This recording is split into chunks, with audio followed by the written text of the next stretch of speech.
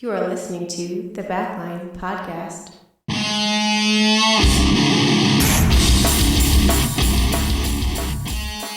I'm Trey. This is Tristan. And you're listening to the Backline podcast. Yeah, 2024 recap. Start out right away. I just looked. I keep track of our gigs we play throughout the year just for something to do. I've done it since 2014, actually. I've got a running document. This was the lowest number of shows we've played since COVID. So what does that mean? This was like we played more shows during COVID? No, COVID. Before COVID. Because if you think about it, COVID, right? COVID 2020 started. Yep. And COVID was already like scaring everybody, and we made it to March. Gotcha. So it was like 4 shows. Yeah. Because remember, March 12th was when we were at the Crucible, and that was like they were on the fence the whole time of doing the show. And then we played that night, and then the next night, everything closed down. It was like fucking bad. Yeah, that was the night we saw somebody lick beer off the ground. Yeah, that's a good introduction to COVID. Yeah. I remember that. We were sitting there playing, and some dude next to us, some group, I don't know what they were on or how many drinks they had. We were watching the stage, and they were in front of us. And the Crucible has this big like ballroom floor, so we were back away from the stage a little bit, and there were lights in front of us, so you have a good silhouette of the people in front of you, kind of whatnot. And there's this guy drinking, and he like spills his beer or something. He's talking to somebody and doing one of these, and he spilled his beer. He looks at the people in front of him, and he goes and he puts his fingers on the ground and he licks his fingers, and we're just like, even without like the COVID scaring everybody, that was disgusting. Just like, you just kind of look at that and you're just like, I don't think that guy's going to live very long. I just remember because that's when we had our boy Josh with us that night because we did Dissociate, and he did the hour as well. And us three were all standing kind of like this, and we saw it, and we all just turned at each other and go, what the fuck? Yeah. So that was that was gross. But yeah, that was 3 or 5 shows in 2020, and then this year we only did 15. Yep. But let me tell you something, they were quality shows. I mean, some of my favorites we've ever played were this year. Yeah, they were saturated shows for sure. For sure. It was a busy year of that shit. Not so much busy. We were definitely busy like every other weekend, if not every weekend. Talking this year? Yeah, but the shows were very like not structured. Like we had a game plan for every single one. Like they were high effort kind of for every single one and well practiced. So it was a lot of doing, despite like a lower count, I would say. And a lot of mixed shows. I mean, we did. Yeah, it was not one, like we didn't just stick to one thing. It was a lot of like. There was the Thirsty Thursday Unplugged shows, the Microbrewery Unplugged shows, the full on our own originals. Then there were mixed, and then the cool ones were there were a lot of cool ones, but we even took spins of our own songs and made them acoustic. So cool stuff. That was fun. It's fun to not stick to one dimension. Sorry, I overtalked you. No. Yeah, it's nice to be. What's he doing? He's trying to get me to throw his toy. Placed it behind my chair. Just let him sit there. I think you're going to sit there and you're going to think about your actions for a little bit. Yeah. But yeah, no, we even had some time to write some songs in between there. And yeah, but my favorite show this year, if I had to pick one, obviously Shauna's is always a blast. Yeah. But I think all the shows were fun, don't get me wrong, but the one that sticks out to me the most was the Mad Farm Moto. Yeah. That was a whole vibe. That was cool. Yeah, it's no strike against any other show. Like we love all the venues we play at for the most part, and they're all a lot of fun. But that place is pretty cool. Like just the vibe. Yeah, it's got like this rockin' farmhouse vibe where it's like you walk in and there's just like memorabilia and shit all over the walls and whatnot, just stuff. And then you walk in there and it's like a ragtag sound system, but it sounds okay because it's just outside in a wooden barn. No, it was cool. Yeah, it's like the only complaint was when they closed the doors and it's like 100 degrees in there. It was hot.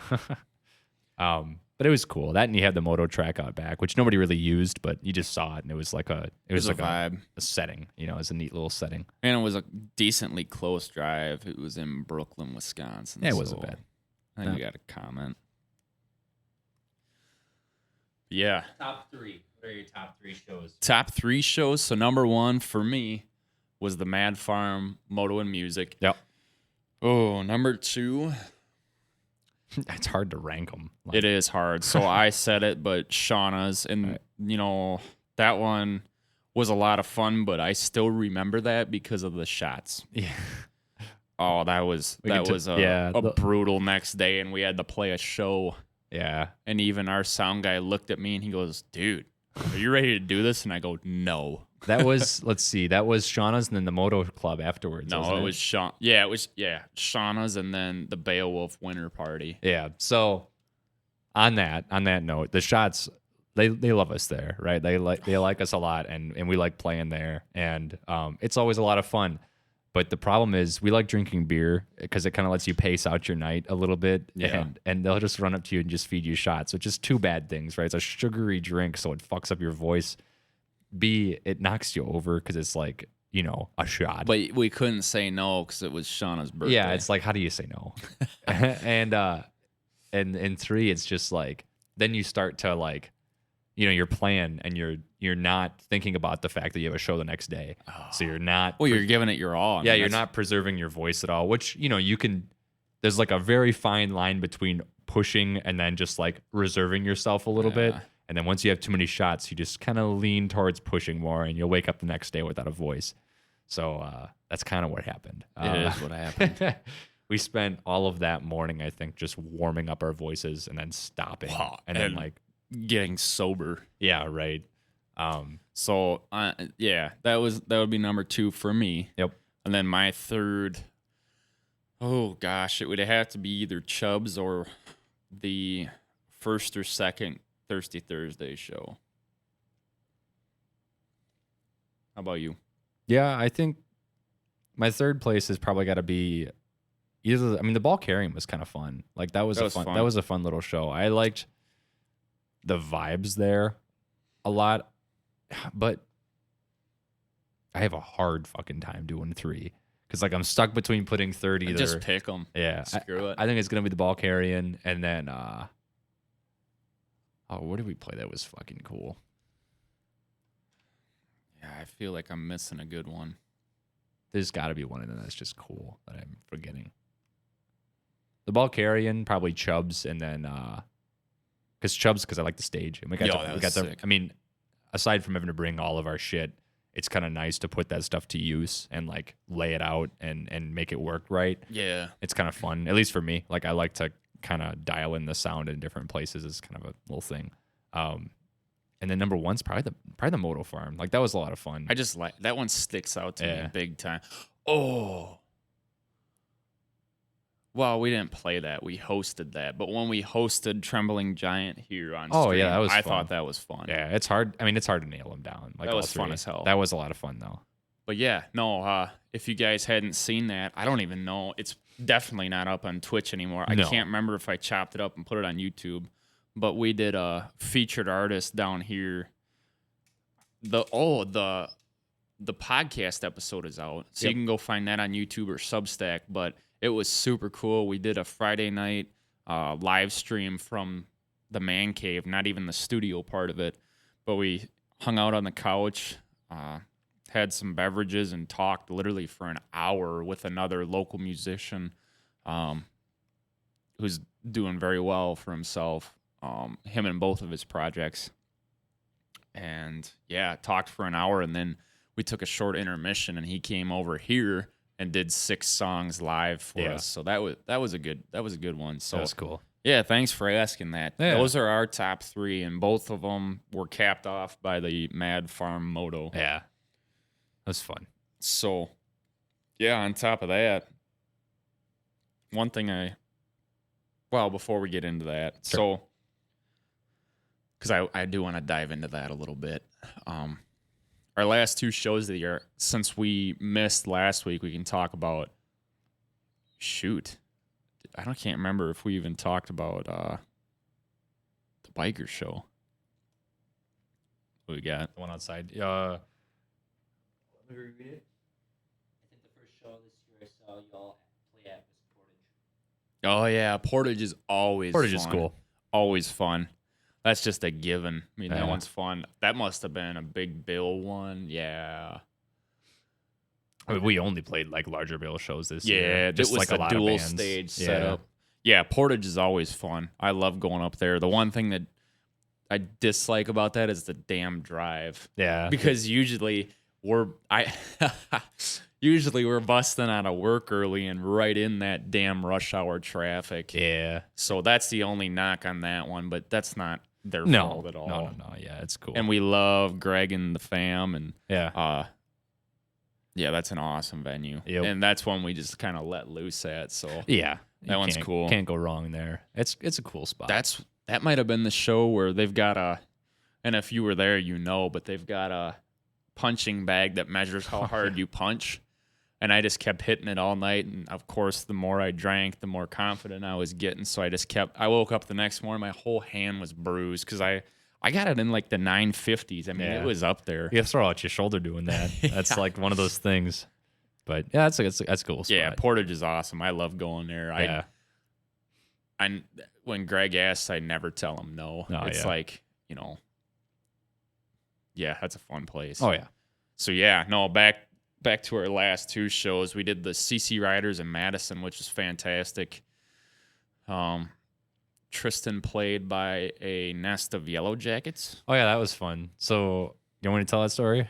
Brief. All right. So I got there and we're setting up and I'm like, wow, there's a lot of fucking bees around the joint. I'm like, oh, well, we're outside. It's probably fine. And then I like follow one and I'm like, oh, like if this was where I was setting up, they'd be like underneath like my left foot over here. Like, and that's where I was drumming. Right. And the problem with ground bees and nests and walls is that as soon as you start hitting anything with like bass, it'll wake them up and they'll go fucking nuts. It happens all the time at like outdoor shows, right? So I'm like not happy about that. And you were getting mad at me because I was getting scared of them because I'm not a big fan of those fucking things. That's a whole trilogy. But so we went inside and I was just like, hey, do you guys have any sort of bug spray or anything? And they were like, We got him. we got it. Yeah. So I spent like maybe 20 minutes just kind of spraying when they were coming in. And then like the rest of the show, I would see them land and just kind of fucking flip out and then die. But I was so lucky because like, I'm drumming in shorts and I'm like, I don't want them to, encroach on property that's not their own here. Would not have been happy about that. So I got it taken care of, but that was a whole fucking thing. And then the end of that show. Yeah, so we Tristan had the bee scare, whatever. And then they did a wet t-shirt contest. Yep. Which is They always do. good stuff. And then no, I'm just kidding. It was fine. It was about 15 minutes. So we took essentially 2 breaks, which we don't normally do in a set. And then towards the end of the night, we're sitting there playing, and our sound guy comes up like mid-song, and he's pointing to his radar, and it's just red. And then all of a sudden, you could just see these clouds coming over us, and we're kind of outside under a pavilion. Yeah. It's like a little clubhouse space. Or not a clubhouse, like a Shelter house. shelter house. Yep. But all these bikes started taking off, and some of them pulled in, and it just downpoured. Yeah. So, and then driving home was brutal, because it rained so much You couldn't see. you couldn't see. And Yeah. driving home from Madison, where we were at, it was like puddles of water. I mean, it was gnarly. There were people with their hazards on the belt line. Yeah, people were pulling over. And It was whatnot. crazy. It was crazy. But it was, yeah, that was an adventure, that show. It was crazy because like we ended our set and it just fucking rolled in. It just changed. It Yeah. was super nice out. Then all of a sudden, it just got nasty. Yep. What was the comment? Everyone walks up to that punching machine real confident. Mm-hmm. Well, what's funny is no matter who's playing, you'll always hear it getting fucking hit. Yeah, my favorite too is you get the guys who. Back to the Portage venue. Favorite thing I ever saw was a guy tried headbutting it, and then one guy tried kicking it and totally missed and fell on his ass. Yeah, you get your weight up there, and then your leg sweeps out from underneath, and you fall on your fucking ass. That feels nice.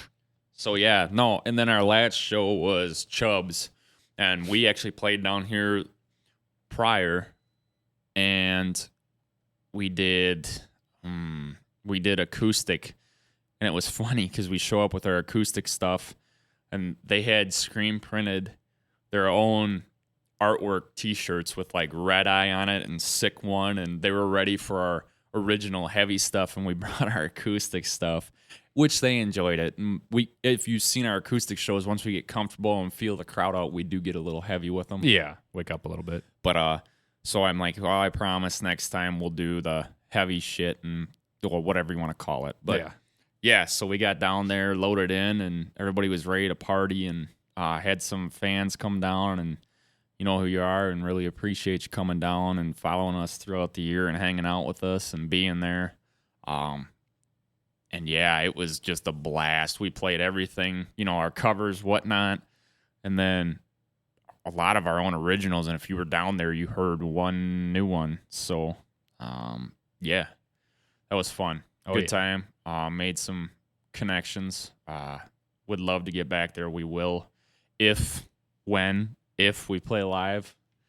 That's another topic we might get into, maybe not. Yep. But yeah, that Chubb's is awesome. If you haven't been there, go there. It's a cool little bar. Like Cool it's got bar. a nice little setup there. The guy knows music. I mean, he's got a nice stage. He's got acoustic paneling up, and then there's a separate section where people can eat and drink, and apparently it's not as loud back there. I don't know I have never been back there. Yeah, music, no. but that's what people say. In the ballroom where the stage is, like it's loud. Like it's like loud. It's especially with the drum kit, it's loud. But as soon as there's like a half wall that separates the bar and that, like it's a half wall, you know, fucking you've seen them. And as soon as you get beyond that, it cuts down the sound a lot. Like you don't think it would. But it really fucking does. Like I think I stopped up there when you were playing just to check the sound levels. Yeah. And it was like, yeah, it cuts it down a lot. It's a real nice spot, and it's good for music because they have a big fucking stage. So That's nice. You can spread There's out. like so much that we didn't even. I mean, there's two of us, and we're like, what do we do with? It's all hard this to do room? something with that much space, and like we never know if we have enough cable to go Yeah. around. That's like the tricky part is like, do we have enough cable to make it, you know, here and there? So Yeah, no, that was a good way to end 24. oh yeah,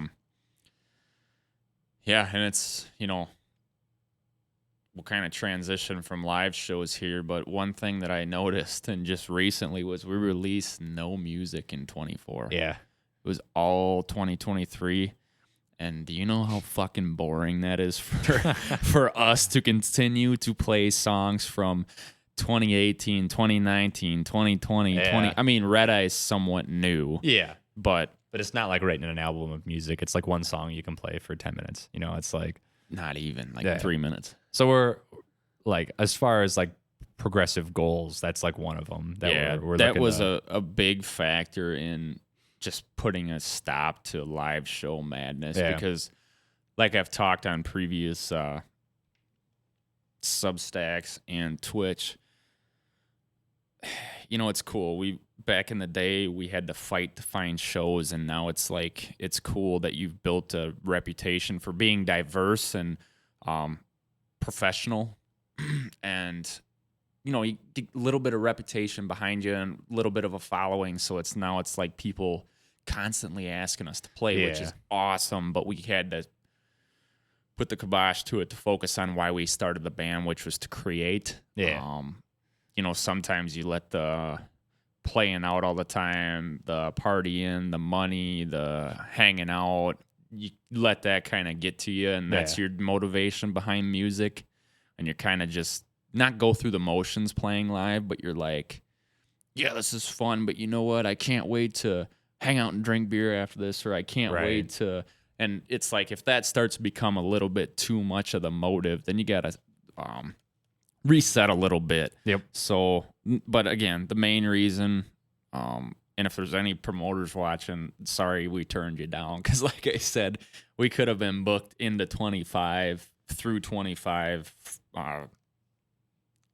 with the offers we had. Yeah. And that's not a gloating thing. We're explaining to you guys why we're not booking shows. Yeah. And it's, you know, we want to write more music, and it's hard when you're gigging all the time and you got to practice covers and do all that. So, yeah, we're taking some time off. and there's personal matters as well that we're going to take an extended hiatus.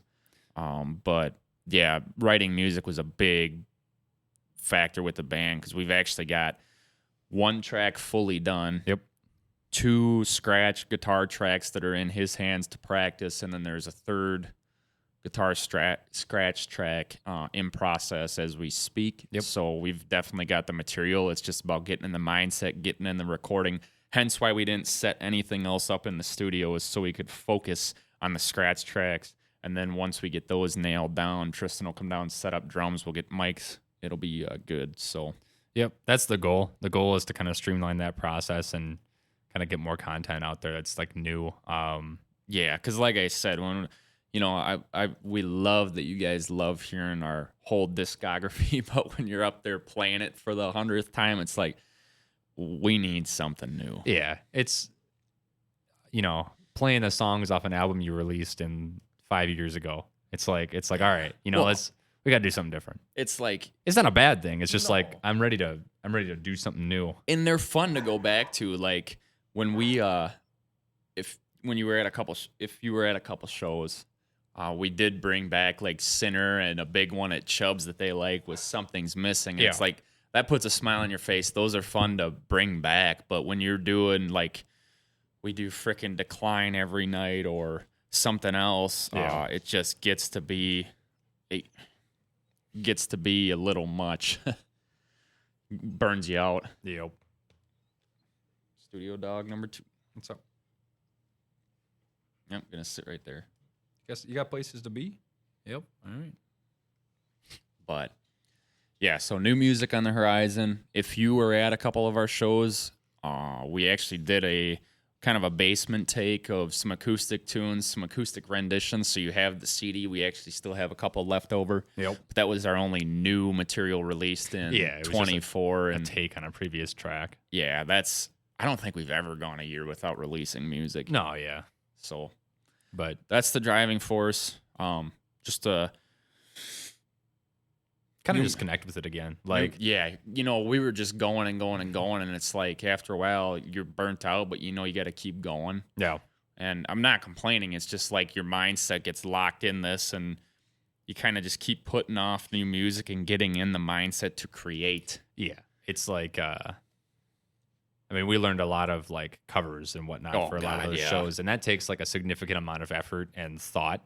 And like, at some point, it doesn't leave you a lot of room for actually writing music. Yeah. And that's not just like covers, but also just preparing for shows. So we're hoping to like, make time for that and really just kind of do it again. And, Just keep it fresh. I mean, maybe try some new genre stuff going on or some different Yeah. flavors at least of what's going on. Because obviously we've changed a lot since the last music Yeah. we've released, at least the last major music releases. So we're trying to, branch out and try some new shit. So Yeah, it's like, I think I was telling Tristan the other day, because somebody asked why we don't play the hour anymore. And I'm like, I don't want to fucking growl a whole song. Yeah. It's like, I don't want to do gutturals the whole song anymore. Decline was the end of that shit too. Yeah. But it's like, just, you just evolve. And I think that's the cool thing about music and bands in general. Because if you listen to a band, not a knock, but like AC/DC, right? They've done the same thing for how many decades? I know. It's been like the same. And that's great if that's people's thing. But that wouldn't, as a musician, that wouldn't keep me motivated. No.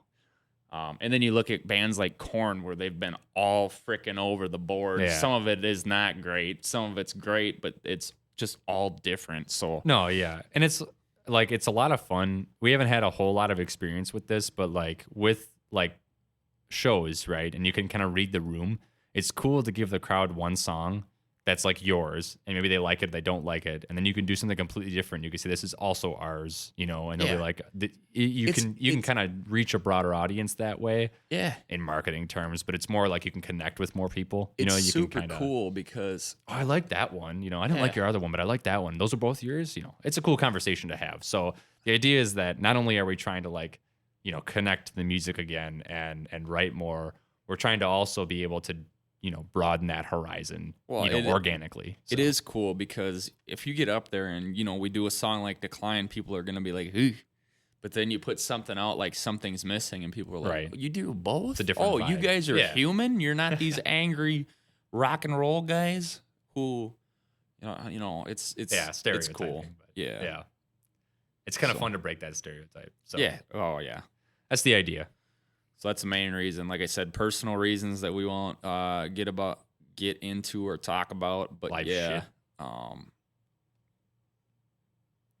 But yeah, that's the idea. I guess that's kind of the 2024 recap is like after this last show, yeah, we're gonna be taking a hiatus, but with purpose. There's purpose behind it. There's a reason for it, and we're obviously gonna be still doing this stuff, so we'll Yeah. still be out here and doing this, and obviously with updates on that shit as it comes. So And the big if, like I said earlier, was live shows, right? I said if we go back. That is an if.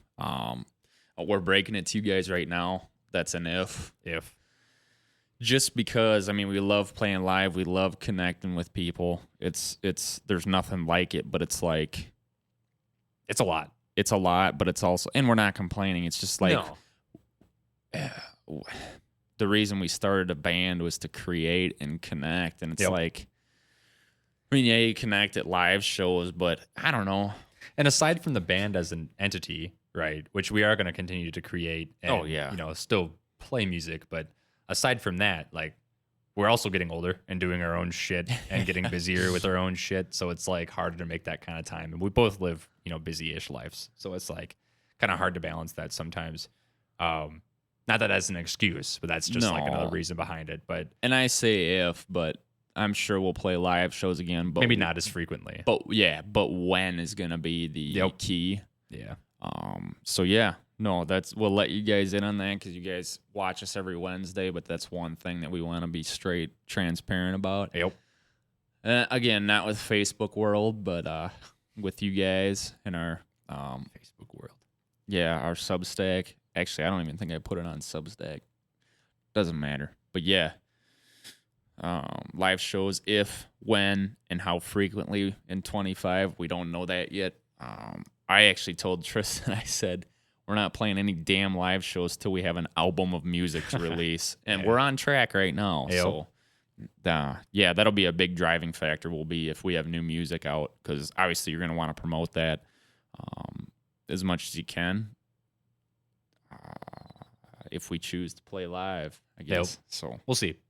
yeah, Decisions for the horizon. yeah. So on top of that, that's pretty much a 2024 recap. We started hitting streaming a little bit harder. We implemented the weekly streams or Yep. trying to. The newsletter we hit hard. I mean, we're up to 90 writings in less than a year, and I'm looking at some of these bigger platform people on the platform, and they have maybe 4, and they're, doing very well, but it's like we're doing 90, so that's pretty cool. Yeah. We're gonna keep that going as much as we can. The podcast, obviously, hope you guys are enjoying that. That's been a fun outlet too. This will be a podcast episode. And yeah, a new thing that we did recently on the last Substack was we added a referral. So now if you refer X amount of times or you share, you start to hit tier levels. So you start to get, if you're a paid subscriber, you start to get money off every time. So go and check that out. And then another cool thing we did was our coffee. We went on there and made not tiers, but donation, because a tier is more of a membership thing. Yeah. But we did like donation amounts, and then we did a service. So I think it's $5. We're going to send you a personalized thank you video. $10. Damn, what did I put? Oh, you get to pick a song on an upcoming set, whether that's a live stream, a live show. And then I think at $30, you pick a song. A firm handshake. And you get a t-shirt for free. And then 50 plus, you get a personalized live show. So how that works is... I didn't agree to that. Well, it's cool. It's cool. It is a half-hour set live streamed right here down at Mile 134 HQ. You pick every song we play of our originals. It's a half-hour set. We're going to treat it like it's a live show. We might give you a shout-out.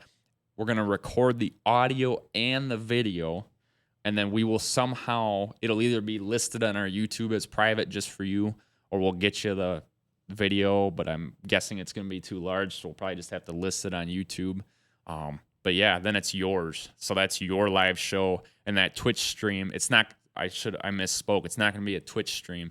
It'll just be a live recording of us down here, and then we will send it to you afterwards. So yeah, it's pretty cool. I'm excited about it, and I've got more ideas if these ones don't if they don't take off. We got some changes we'll make. So just some other stuff that we're trying to push. All right. But yeah, that's fun. That's fun stuff. And then, like we said, recording for 2024 to 25.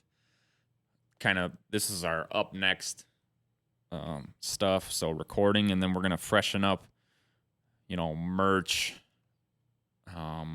social platforms. Like I said, our coffee, Substack have already been freshened up. We're really gonna try to hit Twitch. We got to get a trailer, stuff like that. More widgets, and there's Tristan's got some good widgets set up already. If you go to our About page, he's got the coffee linked. He's got the bands in town linked. He's got our Facebook, other socials, Substack. So go check them out. And then what else we're going to hit? We're going to, I'm really excited about these new songs because regardless if we play live after they're released or not, my goal is every song to have some special artwork, special visualizer, special video, stuff like that. So this is what gets me excited, is not just creating the music, but the visuals to go with it. Yeah, it's the art as a whole. So I got some cool ideas in the works for one that's already done. Yeah. Hoping to dedicate more time to just like developing that too. Even with Red Eye, it was somewhat rushed and released. And I don't want to do that in these. Obviously, we're going to try to we're going to be disciplined and try to stick to a rough itinerary. A rough timeline, which is why I've been hounding Tristan to practice to the scratch tracks all week. Yeah, it's like I never played them before. I know you have, but that's why I've been riding you about that's fair. it. Yeah, gotta make it good. And that's why I literally put it on my planner, scratch tracks, so I make sure I record. But yeah, just a lot of cool stuff going on. Can't tell if somebody's at my house or not. But anyways, I'm excited about those new songs. So like I said, one's fully done. I'm already working on the visualizer for it. I wouldn't even mind doing some fan art if you guys wanted to do stuff, because I'm thinking about bringing the masks back. This is letting you guys in on a little secret, the masks back, and kind of doing some cool designs on them. So hit us up if that's something that interests you, and maybe we'll feature it. I don't know if I'm going to do that yet, but I think it would be cool to try it out, do that. So, all right, the dogs are going nuts. Somebody's at my house. So, Tris, anything else you'd like to say about 2024? I thought of something, and then the dogs just completely just threw it off. Like, I had something in my brain. Comments?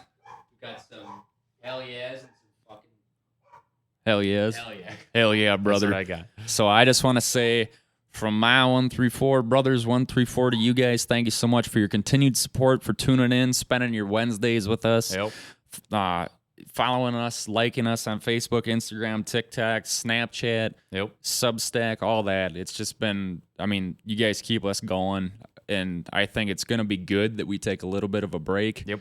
And then we freshen up our tunes, and I think we're going to be coming with a full head of steam, whether we play live or not again. Yep. But, just on these platforms. So, yeah, maybe we'll have to do a couple of private shows. That was one thing that I talked about, is doing maybe 4 shows a year and making them just huge. So, yeah. All right, guys. Thanks so much for a good 2024.